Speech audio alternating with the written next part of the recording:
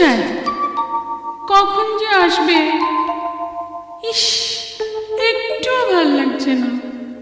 দেখা পেলেই হয়, আচ্ছা করে মজা দেখাবো।